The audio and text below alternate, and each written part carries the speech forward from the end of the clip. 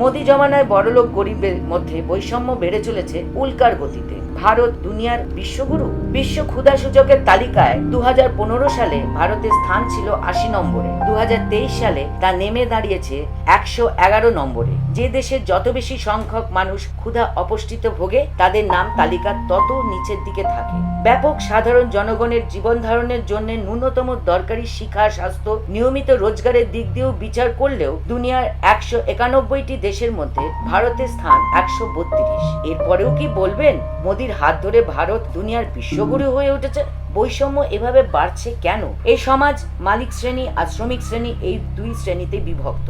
ফলে সমাজে শোষণ ছিল ও আছে। পরিণতিতে বৈষম্য বরাবরই ছিল এবং আছে, কিন্তু আজ সেটা আরো তীব্রভাবে বেড়ে চলেছে। কারণ মালিকরা কম মজুরিতে ঠিকা শ্রমিকদের দিয়ে বেশি প্রোডাকশন করাচ্ছে, বাড়ছে মুনাফা। আধুনিক মেশিন দিয়ে 5 জন শ্রমিকের কাজ একজনকে করতে হচ্ছে। তারপর আবার ডিউটি টাইম 12 থেকে 16 ঘন্টা। এর পুরো ফায়দা মালিকরা নিচ্ছে। এভাবে শোষণ বাড়ানোর রাস্তা কে করে দিল? মোদী সরকার ক্ষমতায় এসে পুরনো শ্রম আইন পাল্টে শ্রমিকদের যতটুকু অধিকার ছিল সেটাকেই শেষ করে দিল।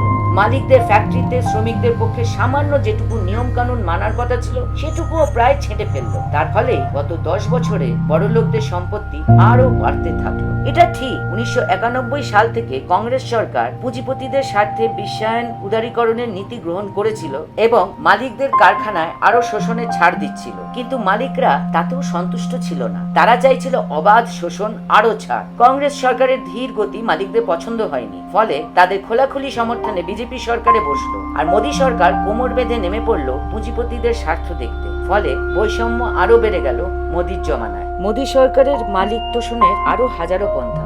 গত 10 বছরে মোদী সরকার কিভাবে মালিকদের স্বার্থে কাজ করছে? 2015 থেকে 2021 এই 6 বছরে সরকারি ব্যাংকগুলোর বড় বড় কোম্পানিগুলোর মোট 11 লক্ষ কোটি টাকার ঋণ মুকুব করে দিয়েছে। 2015 থেকে 2021 এই 6 বছরে মোদী সরকার জলের দরে প্রায় 5 লক্ষ কোটি টাকা সরকারি সম্পত্তি বেসরকারি মালিকদের কাছে বেচে দিয়েছে।